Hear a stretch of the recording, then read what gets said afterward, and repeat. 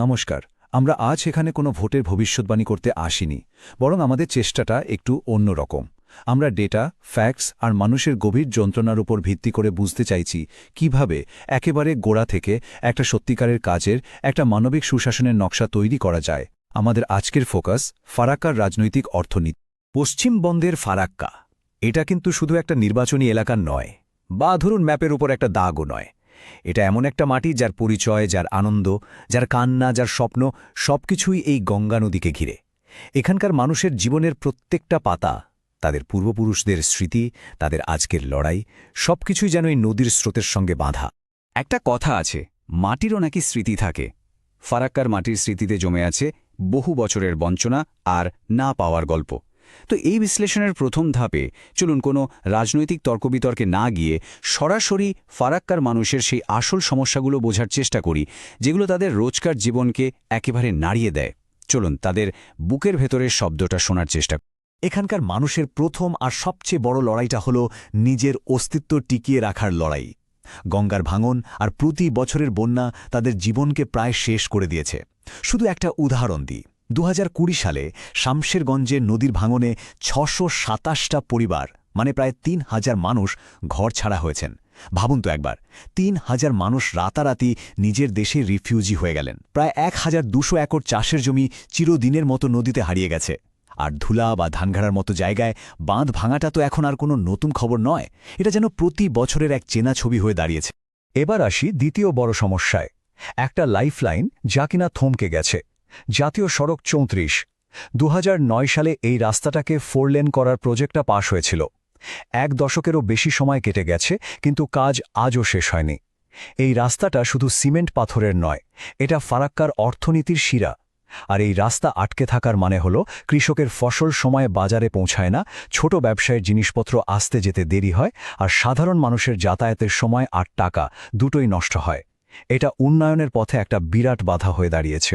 আর এই পরিকাঠামোর সমস্যার প্রভাবটা সোজা গিয়ে পড়েছে অর্থনীতির ওপর, যেটা আমাদের 3 নম্বর মূল পয়েন্ট, অর্থনৈতিক স্থবিরতা।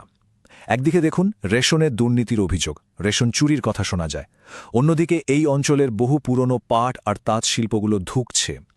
ভাঙা রাস্তার জন্য কাঁচামাল আনা বা তৈরি জিনিস বাইরে পাঠানোর খরচ এতটাই বেশি যে এরা প্রতিযোগিতাতেই টিকতে পারছে না। ফল কি হচ্ছে? পড়াশোনা করা ছেলেমেয়েরাও চাকরি পাচ্ছে না। আর কৃষকদের কথা ভাবুন, তারা ফসল নিয়ে বড় বাজারে যেতে পারে না, তাই বাধ্য হয়ে কম দামে স্থানীয় ফরেদের কাছে ফসল বেচে দেয়। লাভটা তাহলে কার পকেটে যাচ্ছে? মধ্যস্বত্বভোগীদের। দেখুন কি করে একটা অসম্পূর্ণ রাস্তা গোটা অঞ্চলের অর্থনীতিকে প্রায় পঙ্গু করে দিয়েছে। মানুষের মনের এই ক্ষোভ যে শুধু মনেই জমে থাকে না, তার প্রমাণ তো ভোটের বাক্সই পাওয়া যায়। চলুন এবার দেখি কিভাবে এই সমস্যাগুলো ফারাক্কার রাজনৈতিক চিত্রনাটাকেই পুরোপুরি বদলে দিয়েছে। সংখ্যাগুলো কিন্তু একটা বিরাট রাজনৈতিক পট পরিবর্তনের গল্প বলছে। চলুন একটু পেছনে ফিরে তাকাই। 2016 সালের বিধানসভা নির্বাচনে ভারতীয় জাতীয় কংগ্রেস এখানে 51%-এরও বেশি ভোট পেয়েছিল। এটা ছিল তাদের একচ্ছত্র ক্ষমতার একটা স্পষ্ট প্রমাণ। আর ঠিক 5 বছর পর 2021-এ ভাবুন একবার, সেই ভোট শেয়ার 51% থেকে সোজা নেমে এসে দাঁড়ালো মাত্র 19%। এই যে একটা বিরাট পতন, এটা শুধু সংখ্যার বদল নয়, এটা একটা রাজনৈতিক ভূমিকম্পের মতো। তাহলে এই ভোটটা গেল কোথায়? দেখুন, এই সময়টাতেই কিন্তু রাজনৈতিক ক্ষমতার একটা নতুন মেরুকরণ হয়েছে। একদিকে রাজ্যের শাসক দল তৃণমূল কংগ্রেস তাদের ভোট শেয়ার প্রায় 34% থেকে বাড়িয়ে প্রায় 55% নিয়ে গেছে। অন্যদিকে ভারতীয় জনতা পার্টি প্রায় 10% থেকে লাফিয়ে 23%-এর কাছাকাছি পৌঁছে প্রধান বিরোধী দল হিসেবে উঠে এসেছে। সোজা কথায়, কংগ্রেসের ভোট ব্যাংকটা তৃণমূল আর বিজেপির মধ্যে ভাগ হয়ে গেছে। এর সাথে আরেকটা জিনিসও কিন্তু চোখে পড়ার মতো, আর সেটা হলো ভোটারদের উপস্থিতির হার। 2016 সালে যেখানে প্রায় 85% মানুষ ভোট দিয়েছিলেন, 2021-এ সেটা কমে প্রায় 82% হয়ে যায়। এই 3%-এর পতনটা ছোট মনে হলেও এর একটা গভীর মানে আছে। এটা এক ধরনের নীরব প্রতিবাদ। হয়তো মানুষের একটা বড় অংশ মৌজুদা বিকল্পগুলোর ওপর থেকেই ভরসা হারিয়ে ফেলছে। তো প্রশ্নটা হলো, এই বদলটা কেন হলো? কেন মানুষের আস্থাটা এভাবে কমে গেল? এবার আমরা এই সংখ্যাগুলোর পেছনের আসল কারণগুলো খুঁজে বের করব। আমরা এখানে কোনো ব্যক্তিকে কাঠগড়ায় দাঁড় করাতে আসিনি। আমাদের লক্ষ্য হলো সিস্টেমের সেই ভুলগুলোকে চিহ্নিত করা যা মানুষের এই বিশ্বাসের সংকট তৈরি করেছে। দেখুন, মানুষ আর রাজনৈতিক ব্যবস্থার মধ্যে এই দূরত্বের পেছনে কিন্তু বেশ কয়েকটা কারণ কাজ করেছে। প্রথমত, ক্ষমতায় থাকা জনপ্রতিনিধির বিরুদ্ধে ক্ষমতার অপব্যবহারের অভিযোগ। দ্বিতীয়ত, রাজ্য জুড়ে বড় বড় দুর্নীতি, যেমন ধরুন শিক্ষক নিয়োগ বা রেশনের দুর্নীতি, যেগুলো মানুষের মনে একটা গভীর দাগ কেটেছে।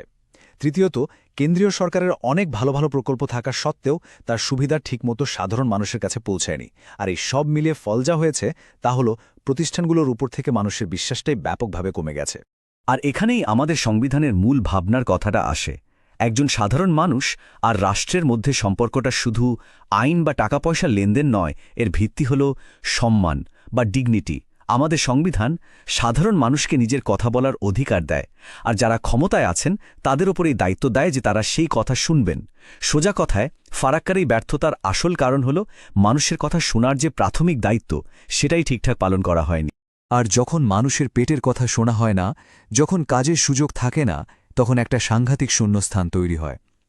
যখন যুবকদের হাতে কাজ নেই, তখন উন্নয়নের কথা, রাস্তার কথা, চাকরির কথা, এই সব জরুরি বিষয়গুলো পেছনে চলে যায়। আর সেই জায়গায় প্রাধান্য পায় আবেগের রাজনীতি, পরিচয়ের রাজনীতি। পেটের ভাতের চিন্তা যখন বড় হয়ে ওঠে, তখন রোজগারের দাবি মন্দির বা মসজিদের চিৎকারে হারিয়ে যায়। এটা একটা পুরনো কৌশল, যখন আসল সমস্যার সমাধান দেওয়ার ক্ষমতা থাকে না। এই যে একটা বিরাট অংশের মানুষ যারা হতাশ, তাদের ভরসার জায়গাটা আজ হারিয়ে গেছে। তারা এখন রাজনৈতিকভাবে যেন গৃহহীন। তারা তাদের পুরনো দলকে ছেড়ে দিয়েছেন, কিন্তু নতুন করে ভরসা করার মতো কাউকে খুঁজে পাচ্ছেন না। এবার আমরা সেই ভোটারদের দিকেই নজর দেব যারা একটা নতুন, বিশ্বাসযোগ্য পথের খোঁজে আছেন। রাজনীতির ভাষায় এদেরকে আমরা বলি স্লিপার ব্লকস।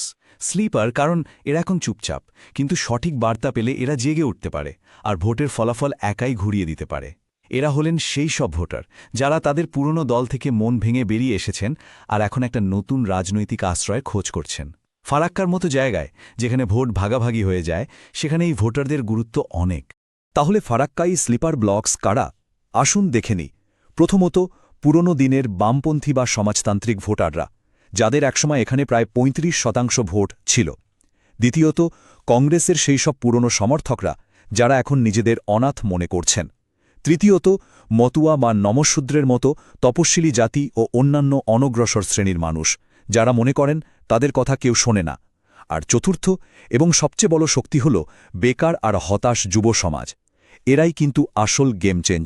তাহলে প্রশ্ন হল, এই ভোটারদের কাছে পৌঁছানোর রাস্তাটা কি?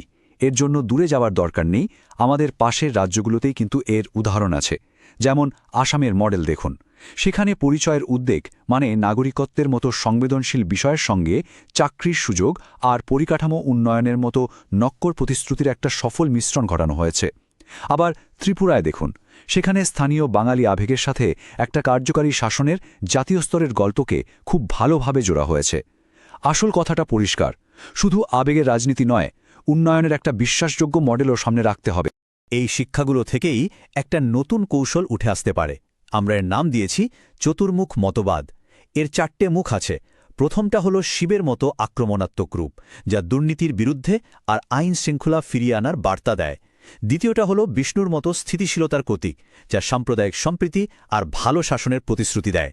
তৃতীয় মুখটা হলো ব্রহ্মার মতো সৃজনশীলতার, যা অর্থনীতিকে চাঙ্গা করার আর যুবকদের জন্য নতুন চাকরির রাস্তা দেখায়।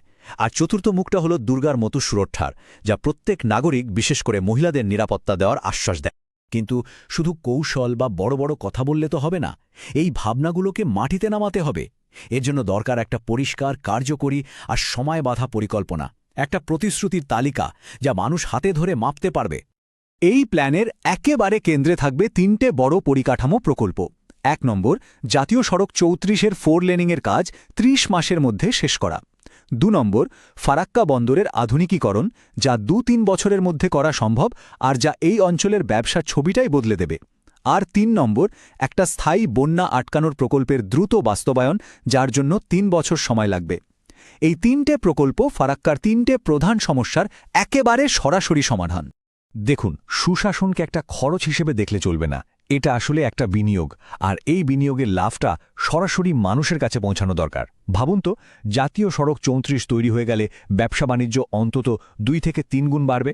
ফারাক্কা বন্দরের উন্নতি হলে লজিস্টিক্স আর ইন্ডাস্ট্রিতে হাজার হাজার নতুন চাকরি তৈরি হবে। যে চাকরির জন্য এখানকার ছেলেদের বাইরে যেতে হয়, সেই চাকরি তারা নিজের এলাকাতেই পাবে।